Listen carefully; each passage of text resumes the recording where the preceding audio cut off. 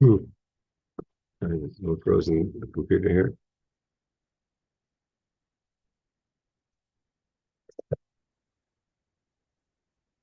Okay. Hello everyone. Tonight is Gimmel Tammuz, and it's also the Rebbe's yard site. Also, I put on the heading before Chukas. That's the parsha we have in Eretz Yisrael. Parsha in Yerushalayim in Chutz La'aretz is now Parshas Korach. So I'll talk a little bit about Parshas Korach and a bit about Parshas Chukas. That's sorry about a little bit of Chukas, a little Korach, and Gimmel Tammuz. Short class tonight. So the in Gimmel Tammuz we know we spoke many times that the first time that Gimmel Tammuz is shows itself in our history in the history of the Jewish people is of course the concept of Shemesh Begiven Dom, which is in the war that Yeshua had. So the war that Yeshua had, there was a battle, and they needed more light to finish the battle, and Yehoshua kept the sun from setting, and so we know that the sorry, just gonna bring it up here. We know that the Gemara teaches us that the Bar Shemesh Darach HaShemesh, that when a tzaddik passes away, so it's like the sun sets, and the cycle of life is usually that the sun sets and the sun rises, and like the Gemara in Shabbos teaches us that when you have different tzaddikim and different leaders of the generations that passed away, actually Meis Rebbe, until this leader passed away, the new leader was born, and to continue to lead the Jewish people through the times, especially through the dark times of Galus. So when we talk about Shemesh Begiven Dom, that the Shemesh, the sun, didn't set in the battle, in the final battle, is that we attribute that to Gimmel Tammuz. That Gimmel Tammuz, although it's the yard site of the Rebbe, and we do all the minhagi yard site, like the Rebbe says, we say the Kaddish, and we say the Mishnayos, and we learn the things and all the minhagim, all the customs that are connected to a yard site. Nevertheless, we know Shemesh Begiven Dom, the sun didn't set, and it's not a situation where the sun sets and there's a new sun that rises with a new generation and a new idea. But the Rebbe is still with us, like the Alter Rebbe writes in Tanya, in the letter to the Chassidim in Eretz Yisrael, that even a tzaddik, a nasi, and especially a nasi of the generation and of the generation that we're in now, which is Ikfasid Mashiach, which is the Dar Yasam, a generation that pulled itself out of the ashes of the Holocaust and of communism and built Jewish life all over the world again for yet another time in this long cycle of Galus, which is going on almost 2,000 years. Shegalinu Marseinu out of Eretz Yisrael, especially out of Eretz Yisrael as it was, and it will be in its glory with the Beis Hamikdash and Mashiach. So we have to know that this is not another yard site with another generation and another times that we're going to just move on. That this Gimmel Tammuz is Shemesh Begiven Dom. That although Gimmel Tammuz in 1994 was the yard site of the passing of the Rebbe, but the Rebbe's legacy and the Rebbe's leadership and the Rebbe's individual connection to Chassidim and Klal Yisrael lives on, and even stronger, as the Alter Rebbe writes in Tanya. Like the Rebbe once said in the Sikha, that although the Alter Rebbe explained it in one chapter in Tanya, he wrote he wrote an explanation on that idea, because it's hard to understand. It's not easy to accept a passing of a Nasi Hador, because Ratzeinu Liris is Makenu. We want to see our Rebbe, we want to see our Nasi. We want to be able to talk. We want to be able to hear. We want to communicate in the way that us small people need tangible. So although there's all the Giluyim and all the revelations and everything, and there's even Yatim B'Chayil, even more than when the tzaddik is alive, but the Alter Rebbe had to write a beer. He had to write an explanation on it, because it's not simple. Even so, you say, oh, it's more than if if the Rebbe was alive, but you need a beer. It's not simple. You don't just say, oh, okay, that's what it is, because it hurts. It does pain. It's painful, and we learn this is really the Parshas Chukas that it's in Eretz Yisrael is Gimmel Tammuz is very connected, because both Parshas Chukas we learn about the passing of Miriam and Aaron HaKohen, and Kashan Misasa and Shal Tzadikim, and it's how difficult it is to not just to the Klal Yisrael, but to the Eibishter, Hashem Himself, the passing of a tzaddik. And it says it talks about that in the battle after Aaron HaKohen passes away. It says like Tiksar, that there was the Jewish people had a shortness of breath, or a shortness of soul, Tiksar Nefesh. And Rashi explains what does it mean by tiksar nefesh? What does it mean shortness? Is that something that's so difficult to swallow, something that's so difficult to digest, something so difficult to take in, is something that's short. It's something we just don't have the kalim, we don't have the vessels to take it in. So Gimmel Tammuz has to have, each person, of course, brings, and each person connects. And looks towards the idea of Gimmel Tammuz, each on their own level. But at the end of the day,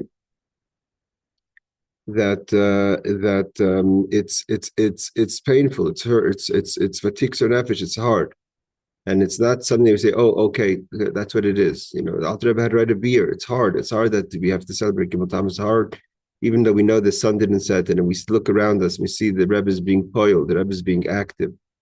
The Rebbe said on Hey Tevis, we're active, and not just active, but 1,000 times over. I mean, the shluchim that have gone out since Gimmel Tammuz, the Chabad houses that have been built, organizations that have been built, the Chozeh B'Tshuva that's happened worldwide on so many fronts, that's happened since Gimmel Tammuz, the learning of Chassidus, the Yafutz B'Nesecha Chutz. I mean, literally, the condition that the Baal Shem Tov receives from Mashiach for the Mashiach to arrive is Yafutz B'Nesecha Chutz, is the wellsprings of Chassidus will spill over into all places of the world. Not just that they would spill over, but the Mayanis themselves, the springs themselves, will be moved all over. So this is something that's it's happening. It's happening on a huge scale. Parsha, it's happening on a huge scale. You come here in Yisrael, and you see that what's going on in Gimmel Tammuz on Yud Tes Kislev, when there's a whole week of celebrating Chassidus, of hundreds of thousands of people that come and they farbrengen and they sing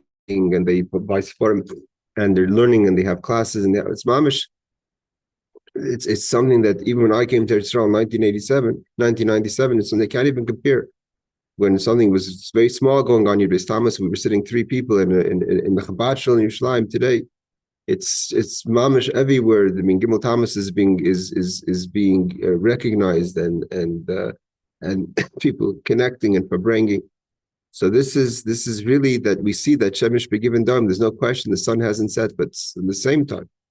So Libi, that one side of our heart is pounding with excitement of how we feel that this is all signs of the Mashiach coming, aside for all the signs that are out there in the world now. But nevertheless, it's still also a day of reflection, a day of that Ratzinu Liris Es Markenu. We want to see the Rebbe, we want to be with the Rebbe. It's nothing wrong to have both those feelings simultaneously, not in a way of yish, that we give up and we're on the contrary, that we know that when something is totally closed, the door is closed, it's over. So then it's just painful. But when you know it's not, you see that it's active. You see the Rebbe's with us. You see the Rebbe's guiding us. You see the Rebbe's Torahs are being taught and in an abundance, in a way that even 5 years ago wasn't being done. So you see, mamish, that the Mazar b'chaim afu b'chaim, but at the same time, on the contrary, because we see how much the Rebbe is with us, is how it itself fans the desire that we want that there should be the Gilei Mashiach, when the Rebbe should come and should be with us physically. So this is a day of reflection. Gimmel Tammuz is that we have both simultaneously, both these things. We connect, but the idea also is that on a day of a Yortzeit is a day of connection. And like the Rebbe says in the last mimer that he gave us in Gimmel Tammuz on Purim Katan of Tafshin and Beis 1992, was that a Rebbe's job is to makasher, to connect his Chassidim and Klal Yisrael to the Shoirish, to the root of all roots, to the Eibishter.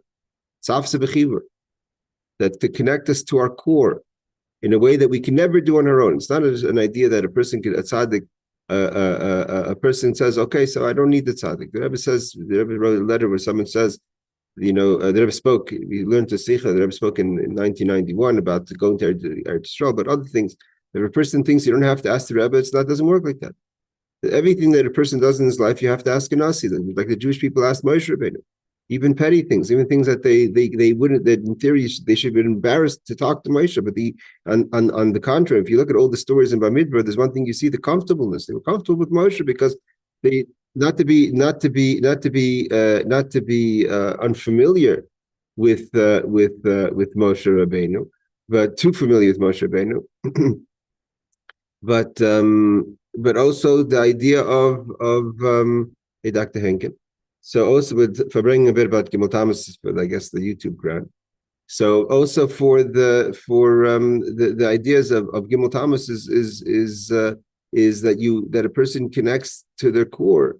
That the tzaddik is a person that connects the person to the etzema and neshama, to where you're supposed to be.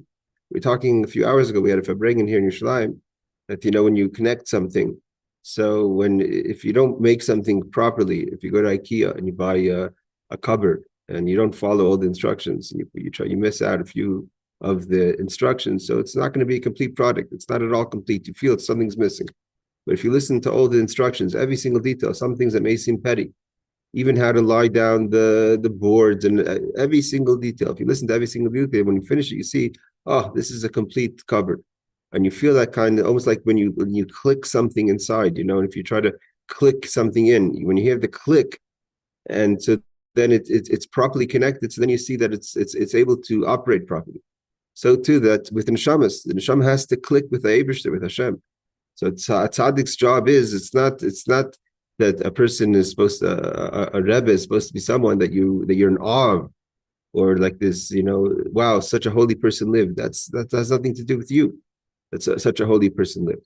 Idea is what's that have to do with you? It has to do is that how are you a different person because you're connected to the Rebbe. The Rebbe click your soul into its place, that you're properly connected to your roots in the deepest of levels of the Eibishter. And again, this is something that both Parshas Korach and Parshas Chukas. Again, Korach is being read in Chutz La'aretz, outside of Eretz Yisrael. The Parshas Chukas, which really deals with the Misa of Tzadikim, is read in Chukas, and is Korach also. What's Korach? Korach was questioning Moshe's leadership, the necessity for Moshe, right? Everyone told you, why do I need a Rebbe? Why do I need Moshe Rabbeinu? Everyone heard Mount Sinai. Everyone could go to bring a korban. There's a Kohen Gadol. There's a process. So the process is there. Why do you need these individuals that light our menorah, that bring us close to Hashem? And so Korach was a rebellion against the leadership of Moshe and the leadership of Aaron, and God took it personal. God didn't look at it as if Korach was. God took it personal, that it was a rebellion against God. It wasn't just a rebellion against Moshe Rabbeinu, because it was a rebellion against. How could it be a rebellion against God? If Korach himself is saying, the whole people are holy, all the people are holy, all the people are special. Why do you have to be unique? So why was God so offended? He wasn't. It should have been. I mean, God should be. Moshe is God's special servant, but why God take it so personal? Because it was personal to God. If you don't understand how God operates, it's personal to God. If you think that there's not necessity for Moshe Rabbeinu, it means you're not. It means you don't really understand what it means to have a relationship with God. Because Moshe is not about Moshe as himself as a person. Moshe is about how Moshe brings a person closer to God. So if you're not appreciating what Moshe is doing, you don't really understand your relationship with God. You think your relationship with God is just to have a spirituality in your life and structure in your life, and to be able to know when I should daven and when I should have cholent and when I should have chicken soup and when I have to have schnitzel and kugel and then when I have to learn a little bit of Torah. Like, if you think that's just about having some sort of spirituality in your life, you're not getting what godliness is. If you can't understand and appreciate the necessity for Moshe Rabbeinu, it's not a crime against Moshe. It's a crime against God, because it means that your relationship with God has nothing to do with God. It has to do with you. It's selfish. It's about, you feel that you have a need for spirituality and you have a need for spiritual structure, but you're not really getting understanding what it means to be connected to Hashem. The the losing the self for God, not to fan the self. Korach's issue was ego. The Gemara, we learned the Gemara in the class that said the difference between Korach's wife and On ben Pelas's wife. The Torah starts off Korach. It names 4 people that were the rebellion. Everyone else, we don't know their names. We know that, of course, the children of Korach, we don't know who, we're assuming names. We don't know. It says 250 people in the Eidah and the nation, but who are the names that are singled out? We have Moshe, Dasan, Aviram, and On ben Pelas. And On ben Pelas, we don't know much about On ben Pelas, but we know that the Gemara teaches us that On ben Pelas' wife saved him. She said, "What is this ridiculous behavior? What is this rebellion against Moshe Rabbeinu? What's going on?" As the Rebbe explained in the talk, that the Gemara finishes off in Gemara Sanhedrin, Chachmas Nashim, that she was concerned. But the pasuk says, "Woman of wisdom, Vansabai, she builds a house. She knows what is the foundation of a house is humility." And what she saw with this machlekes it wasn't about real spirituality. A woman who knows what the foundation of her house is knows also what is it? What are the materials that you're using in these foundations? And she right away identified and detected that this wasn't godliness. This was all ego, because Korach had an ego and On ben Pelas's ego. So she snapped him out of it. She said, "Go to sleep." And she sat there, Mesiras Nefesh, and she demonstrated Mesiras Nefesh. It's amazing Gemara. The Gemara says that she sat outside the tent. She covered her hair. She uncovered her hair, and she knew that the people of Korach were at least God-fearing people, and they were in their way, in their minds. And when they saw a married woman with her hair uncovered, they ran away from the tent. So they never were able to come and collect On ben Pelas to continue his joint effort in the rebellion. And like this, he was saved, and the family was saved. But she did Mesiras Nefesh. She didn't even ask a Rav. It doesn't say that she went. The Gemara doesn't say that she went to the Sanhedrin and asked Moshe Rabbeinu, "Am I allowed to sit outside my tent in public, uncovering my hair, so the people shouldn't come in and take her out?" She had a chachmas nashim. She had a wisdom. She understood that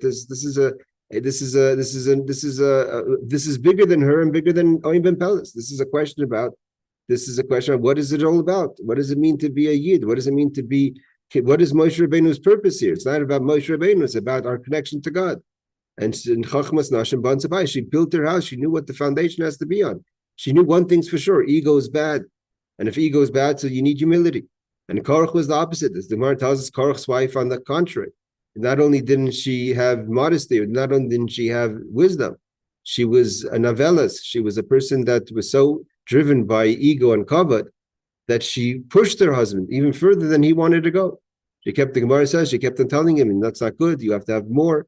Even as wealthy as you are, and as special as you are, as smart as you are." He was one, like the chief rabbi was saying Friday night last week.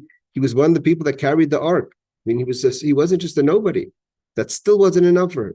It wasn't enough. She wanted more. She wanted that her husband should be one of the people in charge, because it wasn't about what real leadership is. The leader has to be an anav, has to be humble, right? The Torah tells us that Moshe was humble. That's a quality of leadership. She wasn't looking for leadership for the sense of leadership. She wanted the benefit of leadership. She wanted the covet of leadership.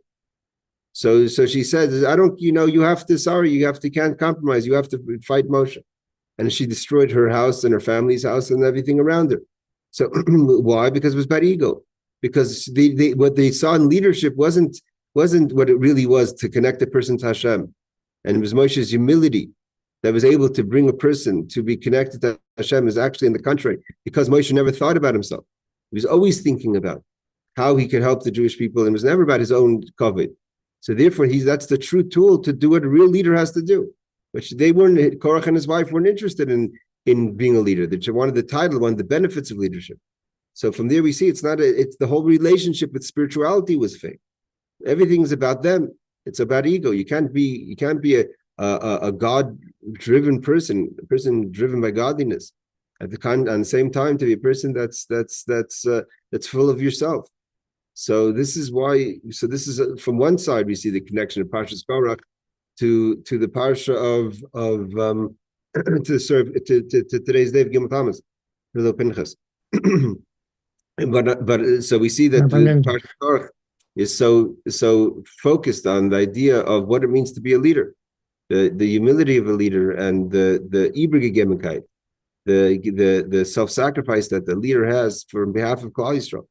that even when they rebel, and even when it's things that are actually hurting his person, spiritually, or in the covet of the person, for instance, Moshe never looked to punish the Jewish people. He always looked to bring the best out of them, and prayed for them and davened for them. And then Parshas Chukas, which we're reading this week in Eretz Yisrael, also, like I said, we learn about the passing of Miriam, which says Misasa and Shal Tzadikim. That is, we learn about the Parsha of Miriam after we learn about the passing of Miriam, after we learn about the Paraduma, that the Paraduma brings atonement for the highest levels of impurity. So that's also accomplished by the death of a tzaddik, and we have Aaron HaKohen this week. So, like I said, we're sandwiched between two parshas, or within two parshas, that are telling us the greatness of a leadership and the greatness of a tzaddik, and so therefore, when we come to this week, we come to Gimmel Tammuz, we come to day, like I said before anyone came on, that it's a day of reflection, and a day of two feelings from both sides, the energy we take to move forward, and at the same time we remember what Gimmel Tammuz is the yahrzeit of the Rebbe, and not that we get the sword, not that we get thrown out off our guard, but on the contrary, this pushes us forward, because we know at the end of the day that all creation is for a goal. We're not here just to do time in this world. We're here to bring the world to a better place, and to bring the entire world, Jew and Gentile, to a situation of Mashiach. And the Rebbe was, of course, the leader that continued the carrying the torch of Yefutzim and Esecha Chutza, of the wellsprings, and we're seeing that it didn't stop. All the bets, if there was a poly market today, in the days of Gimmel Tammuz, the bets would have been against Chabad. Everyone thought no way Chabad could survive without the Rebbe. And they're right, the Chabad can survive without the Rebbe, but they didn't understand the Rebbe is still with us. And so therefore, although a passing is a passing, and although there's a yahrzeit, but the Rebbe, we see the Rebbe's energy and teaching and guidance is still literally people that people themselves, and not even children that were born after Gimmel Tammuz, but even adults who did, for whatever reason, didn't have an opportunity to have a relationship with the Rebbe when he was alive, are starting to have a relationship with the Rebbe after Gimmel Tammuz by learning his Torahs and guiding literally today in Eretz Yisrael and around the world. But you see it so much in Eretz Yisrael, how Gimmel Tammuz is pushed a day on the calendar.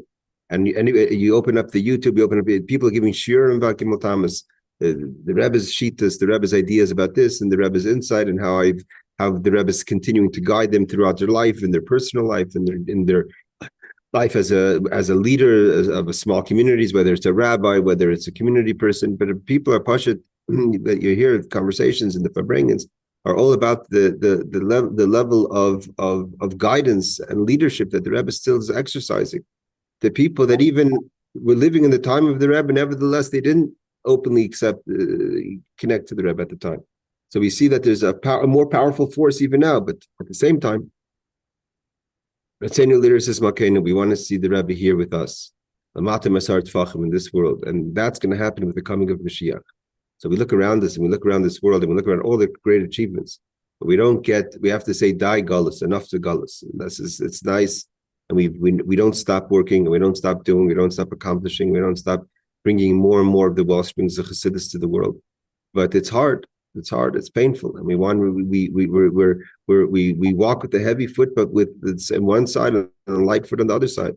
So we have to be even more productive. That pushes us to go further, because we know that we're going towards revelation. The Rebbe spoke in Gimmel Tammuz many times. That again, so we talked about that Gimmel Tammuz is when the sun didn't set with Yeshua. We talked about Gimmel Tammuz, the yahrzeit, but in between there was another happening in Gimmel Tammuz. And the other happening in Gimmel Tammuz was that in a situation of uncertainty, it was a date. What does that mean? On the 15th of Tammuz, 15th of Sivan, 1927, 15th of Sivan, Tav Reish Pei Zayin, the previous Rebbe was arrested for his activities in Soviet Russia in spreading Yiddishkeit. And it was a very severe situation that the Frierdiker Rebbe was sentenced to death. And the Rebbe even says that night they rounded up a lot of different religious leaders from other different communities, and they shot them on the spot. And in theory, that was supposed to be the situation for the Frierdiker Rebbe, God forbid. But but whatever, there was reasoning beyond people's understanding that the whole arrest was delayed, and by the time the Frierdiker Rebbe came, that moment had passed. So the Frierdiker Rebbe already survived that first initial, in the first few hours of the arrest, that he would have chas v'shalom been facing a firing squad, but still he was sentenced to death. But at the end, with great chesed from Shemayim and efforts from his chassidim, and the way it was done through Dir B'Tachton, through Ma'aseh B'Tachtonim, through our efforts, but all, of course, great miracles. Finally, the Rebbe was, after different decisions and verdicts, the Rebbe was on Gimmel Tammuz, sent off officially for 3 years to Kostroma, which was an exile, which would have been a very horrible exile for the Frierdiker Rebbe, and for Chassidim. But at the end, 9 days later, Yud Beis Tammuz, the Frierdiker Rebbe was totally released and came back to Russia, and eventually left Russia. And that started the Rebbe, Frierdiker Rebbe's journey to the United States. It took 10 years. In 1940, the Frierdiker Rebbe came to the United States and started in the Chatzi Kader Tacht, in the bottom half of the world, the idea of Yafutzim and Ezachachutza. So the Rebbe always said that although Gimmel Tammuz at the time, the Chassidim didn't understand it, although it was definitely better than the firing squad, God forbid. But it was still, the Rebbe was going to be sent off 3 years of isolated exile. He wouldn't have any connection. So much so that the Frierdiker Rebbe, when he was in exile, wanted to write a letter. He couldn't write a letter. And he had a few people around with him for those 10 days. He had, one of them was, I think, Chaim Lieberman or Altos. But he said, what do I have a hand for if I can't write letters to Jewish people, to give them chiyus, to give them hope, to give them vitality? And the Rebbe Frierdiker Rebbe wasn't thinking about writing a letter of Torah. He was writing a letter of someone who had a problem in Gashmis and physical needs. So that he had Rebbe's help, and he couldn't write a letter. He didn't have pen and paper, whatever the limitations were. So why do I have a hand? My whole hand is here to write a letter, to give chayas, to give energy, to give hope to another person. So as difficult as it was at the time, retroactively we see how that was the beginning of the redemption, because that led to 10 days later the Frierdiker Rebbe was totally freed, and then that led to where we are today, and we are today is because of Yud Beis Tammuz, because otherwise who knows what would have been. So therefore, so too, that although we look at today as a hard day from one side, like I said, and a positive day of energy going on the other side, but that's the whole idea of Gimmel Tammuz. Gimmel Tammuz is a day that's not always so clear what it is, but the point of it is that's going to be revealed as a great day, the great day that's going to take us to the redemption, the Geula Pratis, the personal redemption that we all have to find, and the general redemption for Klal Yisrael, for the whole world. The whole world is sitting there trying to spend so much time and money just to be peaceful, right? Just to be peaceful. We're trying to see, could we do this agreement? Could we do that agreement? We're just trying to find peace. And really, in theory, all you have to do is get along with each other. In theory, peace shouldn't be so difficult.